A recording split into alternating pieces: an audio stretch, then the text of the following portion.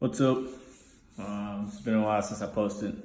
Just been busy with life. I just kind of want to talk about making time for yourself and staying focused on your growth. I've been having some crazy thoughts, not so good ones. Been dealing a lot with depression sneaking back in and me allowing it to sneak back in, focusing on others versus focusing just solely on myself. And I've been out of the gym for a while, more than I'd say probably about 2 or 3 weeks, which is not really like me. Haven't been doing a lot with the photography thing, anything like that, but it's really important to have a good support system, and I say that a lot in my videos because it's so true. Like my family, just been great. I started a new job, and even the people there, man, have kind of helped out a lot as well, and just keeping me busy, things like that. But with doing all that, I thought I was, building my brand, building Straight Six. I thought I was building Brandon. I haven't seen my counselor in a while. That's just due to scheduling. That's not me, like, not going to counseling. That's just how things work sometimes. But I thought I was doing all of that for me. And I remember talking to my sister one day and I said, you know what? I've been getting angrier. I'm feeling more stressed. I don't have time to take, to do anything for me. And she kind of pointed out the fact that, hey, like sometimes you got to take time for you. That means for you. I think a lot of times we always worry about what other people are going to say or how they're going to feel if we kind of do our own thing for a little bit and focus on us. Especially if you're the giving type. If you're always giving and always doing for others, it's hard to take time for yourself and not feel selfish, not feel guilty. And that's something I'm still learning, still kind of working on, but I'm doing it. So today I actually got a massage, which I normally do. I have really bad back issues, but which I haven't done that in months. So I decided to take that time to kind of meditate and bring back my inner peace. You have to find what works for you. We have to stop paying attention to other people, stop worrying about what they're going to say, what they're going to feel. Sometimes you have to just look out for yourself to protect your mental. We always feel like we're going to let someone down. I know I do. I always feel like I'm going to let somebody down. I always feel like I'm a failure if I don't do what other people need me to do. I fail only because I don't do what I need to do for myself. I can't allow depression to be an excuse. I can't allow, I'm doing this for this person, so they're good. I can't allow that to be an excuse. I can't allow anxiety to be an excuse. And I have to get back to what I love doing. I love creating. I love taking pictures. I love helping others. But you know what? Helping others is going to have to come on that back burner because now I'm sacrificing myself, which is not okay. Especially when you battle every day with PTSD, anxiety, depression, nightmares, and the list goes on. I'm not expecting special treatment. I don't want special treatment. It's just good to do something for me. And these videos are for me. It's one of those things that helps me express myself and kind of just throw everything out there. The people I have around me are so influential. And it's weird to me when they tell me that, hey, we need you around. We enjoy having you around. Whatever we can do to help you get better, let us know. I'm not used to taking help. I'm not used to asking for help. I'm not used to discussing my emotions. Just growing up, Black community, mental health doesn't exist. It just doesn't. So I'm not used to that. I'm not used to I'm feeling sad or I love you or something like that. I'm not used to it. I'm still kind of getting used to it. I kind of overdo it now, just because I want people to know, but I'm more of a show me kind of person. You have to show me, but I can tell you and it'd be okay kind of thing. And with that, I wasn't telling myself that I love myself. I wasn't telling myself that I'm doing great. It's fine to hear it from other people, but I won't believe it because I'm not accepting it myself. So right now, I am vowing pretty much, I guess, saying I'm going to start picking myself up instead of putting myself down. Instead of saying that I'm a failure. Instead of saying that I'm ugly or I'm not attractive, nobody wants me, I'm this, I'm that, I'm better off dead, I'm better off alive. Now, whether I believe it or not, hey, sometimes you just gotta fake it till you make it, man. Those things are gonna happen.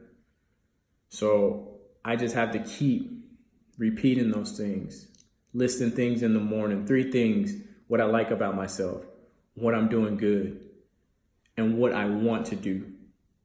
So we just have to make sure that we're kind of doing that and just lifting each other up. And it all starts with us. And for me, my biggest problem is I have a lot of feelings.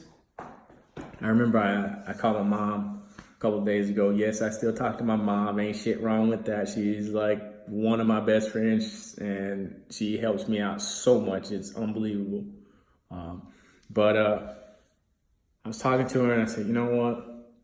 I'm having a bad day. I'm feeling like a failure. And she said, why? You got this, this, and this going for you. You're doing good. You got a nice house. You're working hard. You doing everything a successful person should be doing. Why do you feel like a failure? You're not. My response is, I don't know, shit, I just do. And that happens quite often. And I think it's okay to tell people, like, you know, I know it's not true because we all know these things. We know that we're not better off dead. We know that we aren't failures. But at that point in time, it's hard to see those things. So it's just a feeling. So when I say that I'm feeling depressed, it's just a feeling. Those feelings can go away. Those feelings can change within a matter of minutes. So for me, I was like, man, why do I feel like a failure? I don't know. Okay, well, how do we change that? A big issue is nobody wants to question themselves. Nobody wants to force themselves out of the routine that they're already in. If you're in a routine of bad-mouthing yourself, of course, you're not going to have a decent response for why you feel this way. One of the things I do is cognitive behavior therapy, which is pretty much dissecting your thoughts. So with that, I simply say, all right, why do you feel like a failure? I'm not sure. Okay, what points do you have to prove that you're a failure? Well, I didn't do good at this one thing that I wanted to do good at. Okay, well, why didn't you do good at that? Oh, well, I didn't take these steps to make sure that I succeeded when I did it. All right, whose fault is that? Well, that's my fault. All right, so how do we get better now? All right, well, we go back, we retry it, but this time we take the proper steps. With retraining my brain, it's important for me to do that, to question myself. You're depressed? Why? Okay, well, I'm depressed because I'm thinking about this. Why are you thinking about it? Oh, well, this sparked that memory. All right, well, why did this memory take you to this place instead of a good place? I don't know. It's not good enough. So questioning yourselves, make sure that you are lifting yourself up versus putting yourself down. Not everybody is going to be the cutest person, the smartest person, the strongest person. We're not all going to be those things, but guess what? In your own way, you're the cutest person, you're the smartest person, and you're the most successful person. We have to keep striving for greatness within ourselves and start off small, set low expectations, and then keep building. We often set our goals and our expectations super high, and we just undershoot sometimes. That's fine, but realize, oh man, you know what? I was expecting too much that time. Let me tone it down a notch, and then we'll go from there, and we'll just keep building. It's a Lego game. Your mind is nothing but a bunch of Legos, bits and pieces, put it together to build what you want. I'm not feeling the best right now. Haven't been feeling the best for, I want to say, the last 2 or 3 weeks. I've been having a lot of flashbacks, a lot of nightmares, and things of that nature.